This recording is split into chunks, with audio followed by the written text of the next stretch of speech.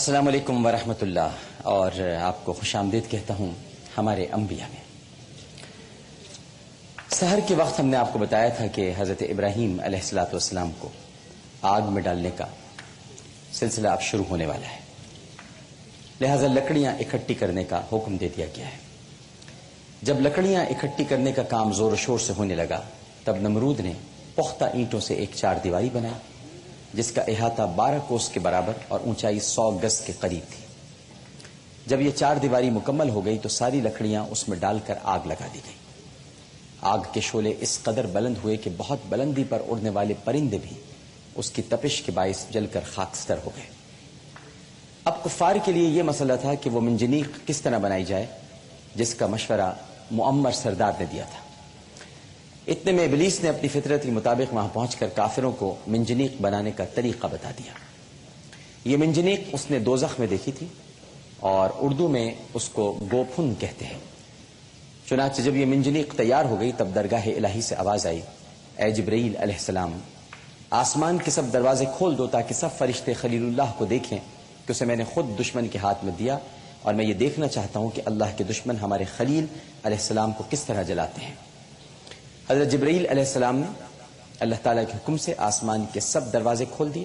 تب فرشتے یہ صورتحال دیکھ کر سجدے میں گر گئے اور کہنے لگے، اے الہی، اس میدان میں ایک ہی موحد ہے جو تیری عبادت کرتا ہے اور ہر وقت لوگوں کو تیری جانب بلاتا رہتا ہے، جس کے لبوں پر ہر وقت تیرا ہی نام رہتا ہے، مگر تو نے اپنے اس بندے کو دشمن کے حوالے کر دیا ہے جو اسے آگ میں ڈالنے کی فکر میں ہے۔ اس وقت اللہ سبحانہ و تعالی نے فرشتوں کو حکم دیا کہ اگر تم چاہتے ہو کہ اس کو امان دو، لہذا دعا کرو۔ ادھر فرشتے اپنے کام پر نکلے، ادھر شیطان نے گوپھن کو درست کر کے اسے مضبوط رسیوں سے کس دیا۔ اس موقع پر ایک بدبخت وزیر نے نمرود کو مشورہ دیا کہ حضرت ابراہیم علیہ السلام کا لبادہ اتار کر اس کو اپنا لبادہ پہناؤ، کیونکہ اگر وہ نہ جلا تو لوگ کہیں گے کہ شاید ابراہیم علیہ السلام اپنے لبادے کی برکت کے باعث بچ گیا ہے۔ اس تجویز کے مطابق فوری طور پر حضرت ابراہیم علیہ السلام کو نمرود کا پیرہن پہنا دیا گیا، پھر ان کے ہاتھ پاؤں باندھ کر انہیں گوپھن پر رکھ دیا گیا۔ اب 400 آدمی مل کر گوپھن پر زور لگانے لگے، مگر وہ اپنی جگہ سے نہیں ہلی۔ منجنیق ادھر گوپھن یعنی منجنیق جب آتشی چار دیواری کے نزدیک پہنچ گئی تو کافروں نے حضرت ابراہیم علیہ السلام کو اٹھا کر آگ میں ڈال دیا، مگر فرشتوں نے اللہ تعالیٰ کے حکم سے اس آگ کو پھولوں کا گلزار بنا دیا۔ اسی وقت غیب سے ندا آئی، ہم نے کہا، اے آگ ٹھنڈی ہو جا، سلامتی ہو ابراہیم علیہ السلام پر، اور جن لوگوں نے ان کا برا چاہا تو ہم نے انہی لوگوں کو نقصان میں ڈالا۔ پھر اس آگ میں سے پانی کا ایک چشمہ بھی جاری ہوا، اور حضرت جبرائیل علیہ السلام نے حضرت ابراہیم علیہ السلام کے لیے بہشت سے ایک تخت بھی لا کر رکھ دیا جس پر آپ تشریف فرما ہوئے۔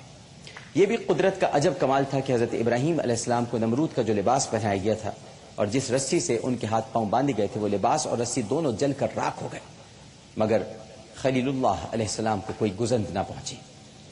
حضرت جبرائیل علیہ السلام اللہ کے پیارے دوست جن کو خلیل اللہ کہا جاتا ہے، یعنی حضرت ابراہیم، ان کے لیے بہشت سے لباس لے کر آئے جو انہوں نے پہنا۔ ادھر نمرود بادشاہ یہ سوچ کر خوش ہو رہا تھا کہ اس کے معبودوں کا دشمن قیامت خیز آگ کی نظر ہو چکا ہے، لیکن جب اس نے ایک مینار پر چڑھ کر حضرت ابراہیم علیہ السلام پر نظر ڈالی تو اس کی آنکھیں کھلی کی کھلی رہ گئی۔ وہ اس بات پر حیران تھا کہ اتنی بلند شعلہ زن آگ حضرت ابراہیم علیہ السلام کو کیوں نہ جلا سکی۔ اس غیر متوقع صورتحال سے متاثر ہو کر نمرود کا وزیر حامان اس فلک بوس مینار پر چڑھ کر بآواز بلند کہنے لگا، اے ابراہیم علیہ السلام، واقعی تیرا رب راست اور نیک ہے جس نے تجھے جلتی ہوئی آگ سے محفوظ رکھا۔ اب نمرود بہت متفکر اور پریشان رہنے لگا۔ نہ جانے کس خیال کے تحت اس نے حضرت ابراہیم علیہ السلام کو بلوایا اور کہنے لگا، اے ابراہیم علیہ السلام، میں تیرے رب کے نام پر قربانی دینا چاہتا ہوں، تمہاری کیا رائے ہے؟ حضرت ابراہیم علیہ السلام نے نمرود سے کہا، جب تک تم اللہ پر ایمان نہ لاؤ گے تمہاری قربانی قبول نہیں ہوگی۔ نمرود نے کہا کہ چاہے کچھ بھی ہو میں قربانی ضرور کروں گا۔ چنانچہ پہلے اس نے 4000 گائیں ذبح کی، پھر اس نے اپنے ملازموں کو مزید 4000 گائیں ذبح کرنے کا حکم دیا۔ اس کے علاوہ اور بھی بہت سے قیمتی اور عزیز جانور اس نے قربان کر دیے، اور پھر اس نے حضرت ابراہیم علیہ السلام کو اپنے خزانے سے ہیرے، جواہرات اور مال و متاع دینا چاہا، مگر حضرت ابراہیم علیہ السلام نے اس سے کہا، اے نمرود، میرا اللہ جو کچھ دیتا ہے وہ بے عوض دیتا ہے، اور جو مال تیرے پاس ہے وہ بھی اسی کا دیا ہوا ہے۔ چنانچہ حضرت ابراہیم علیہ السلام نمرود کی دولت ٹھکرا کر وہاں سے چل دیے۔ کہاں چلتی ہے؟ یہ ہم آپ کو بتائیں گے سحر میں۔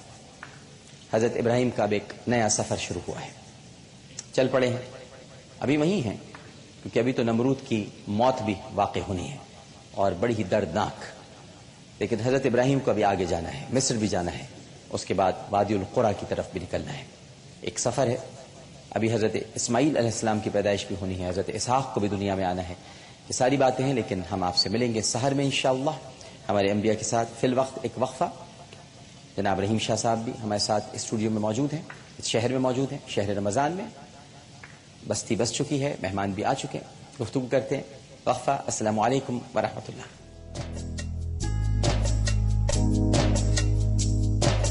This program is brought to you in association with Nestle Cerelac. بیرونی تحفظ دے آپ اور اندرونی تحفظ دے بفیڈس پی ایل والا نیا Nestle Cerelac And Sufi Banaspati and Cooking Oil. ایک نہ